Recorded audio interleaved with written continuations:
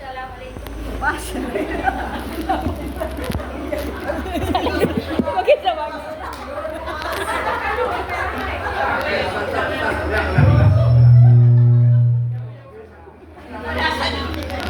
silakan dimulai.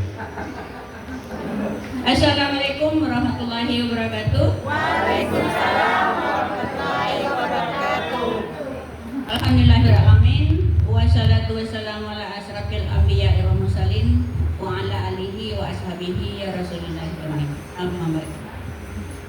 Yang sama-sama kita hormati Bapak Ibu fasilitator kita. Terusnya kepada Bapak Ibu yang berbahagia pada siang menulis ini, mudah-mudahan dalam penyampaian program dan visi ini tidak ada kendala bagi kita. Mudah kita dalam keadaan sehat. Kemudian salawat dan salam tak lupa kita kirimkan kepada junjungan kita Nabi besar Muhammad sallallahu alaihi wasallam. Allahumma shalli ala sayyidina Muhammad wa ala alihi Muhammad. Baik, Bapak Ibu, untuk bikin kita, mari kita berdiri semua karena kita sudah capek berdiri. Apa-apanya seperti ini Pak Bu, apabila saya mengatakan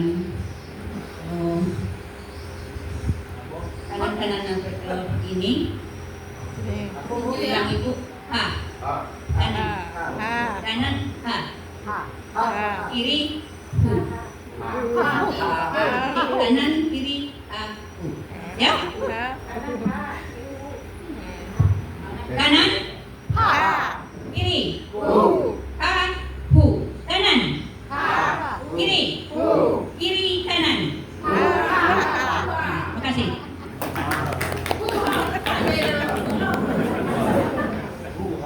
Baik Bapak Ibu, demi mengingat waktu kita hanya berjalan 15 menit, sebaiknya pertama menyampaikan terima kasih kepada Bapak Fasilitator dan Bapak Ibu.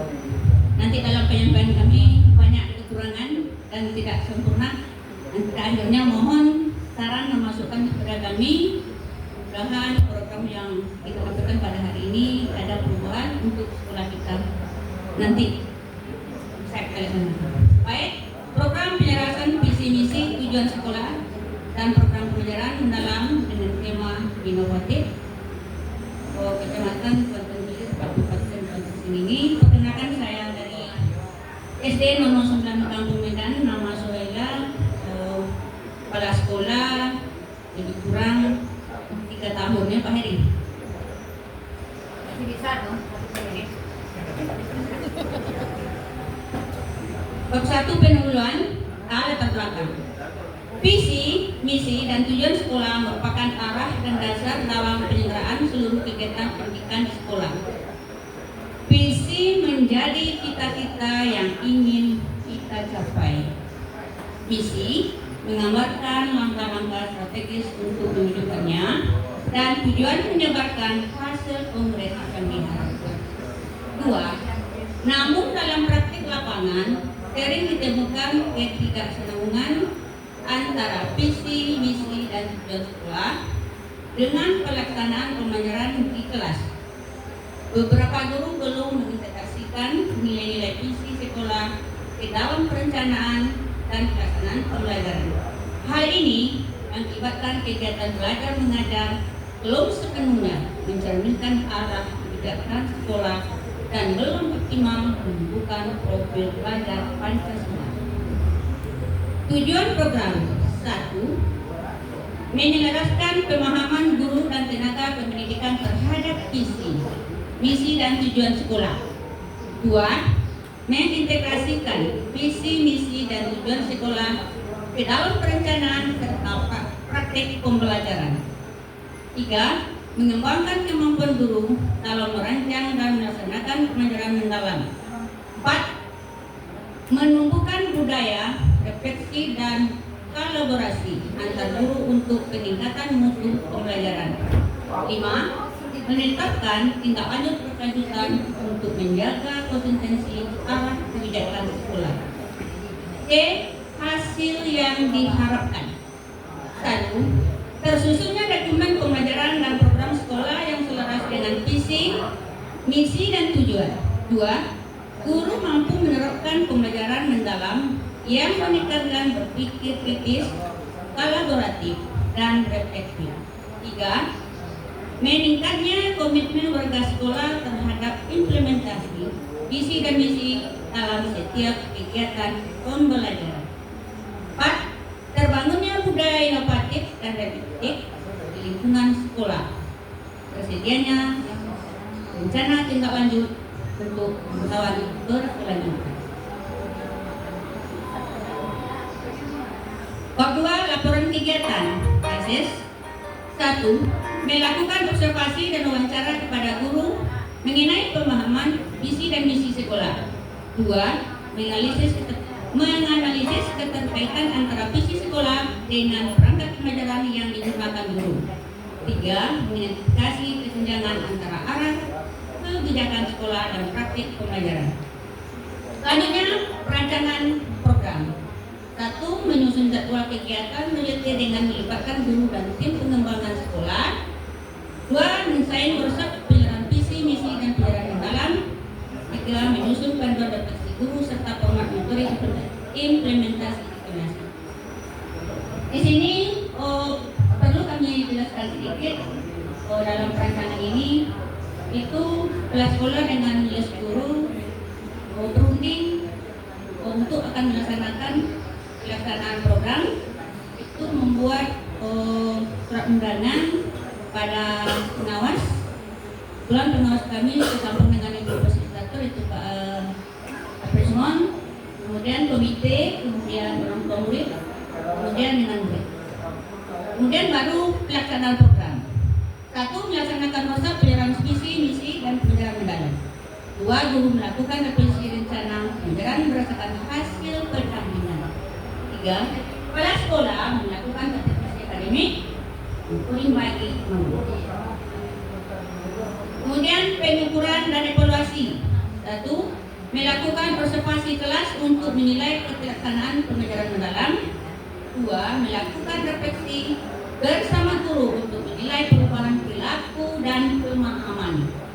3. Mengumpulkan data hasil belajar siswa dan umpan balik guru. Selanjutnya, refleksi. Melakukan forum refleksi bersama guru dan tenaga pendidikan. Kemudian mengidentifikasi praktik baik dan area perbaikan. Kemudian menyusun kesimpulan dan rekomendasi untuk pengembangan berikutnya. Itu sesuai dengan yang ada di gambar sebelah kanan. Itu telah pelaksanaannya dengan Bapak Komite, Bapak Pengawas, kemudian untuk murid dengan menulis guru. Kemudian perubahan dan tindak lanjut. 1. Mengintegrasikan hasil program ke dalam dokumen kurikulum operasional sekolah. 2. Menetapkan kebijakan monitoring rutin dan strategis akademik berbasis visi sekolah. 3. Mendorong guru untuk menjadi mentor bagi rekan sejawat. Kesimpulan dan saran. Kesimpulannya 1. Kegiatan OJT penjelasan visi-misi, tujuan sekolah dan program pembelajaran mendalam merupakan upaya strategis dalam memperkuat peran kepala sekolah sebagai pemimpin pembelajaran. Melalui tahapan SIM, implement, user effect, dan change, diharapkan tercipta keselarasan antara arah kebijakan sekolah dan praktik pembelajaran di kelas.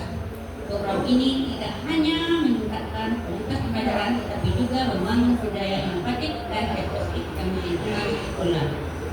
Di sini ada tambah sedikit, memang tidak kami tayangkan antara visi lama dengan visi baru. Cuma visi baru kami seperti ini di laporan ada itu terwujudnya peserta didik yang berakhlak mulia, berinovatif, kemudian kreatif, dan mandiri juga berkolaborasi. Kemudian saran, agar visi dan misi benar-benar menjadi pedoman bersama, sekolah perlu melibatkan guru, siswa, orang tua, serta komite sekolah secara aktif dalam sosialisasi dan internalisasi visi misi. Kegiatan seperti diskusi rutin, poster kreatif, dan kebiasaan nilai-nilai sekolah dapat memperkuat rasa memiliki terhadap visi dan misi. Kemudian program yang kedua,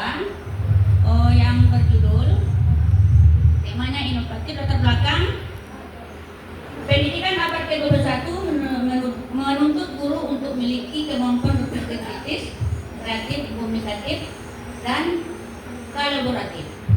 Guru tidak lagi hanya berperan sebagai penyampai informasi, tetapi juga sebagai fasilitator yang mampu menciptakan pengalaman belajar yang bermakna. Kepala sekolah memiliki peran penting sebagai pemimpin pelajaran dalam mengarahkan dan membina guru untuk terus berinovasi. Kemudian kegiatan didiktik pada sekolah ini dilaksanakan sebagai bentuk pembelajaran mendalam yang berfokus pada bagaimana kepala sekolah dapat memimpin proses transformasi pembelajaran melalui pemberdayaan guru agar berjiwa inovatif, adaptif terhadap teknologi, dan mampu menyesuaikan diri dengan kebutuhan peserta didik di era digital. Tujuannya, 1. Menumbuhkan jiwa inovatif guru dalam melaksanakan pembelajaran yang kreatif dan adaptif. 2.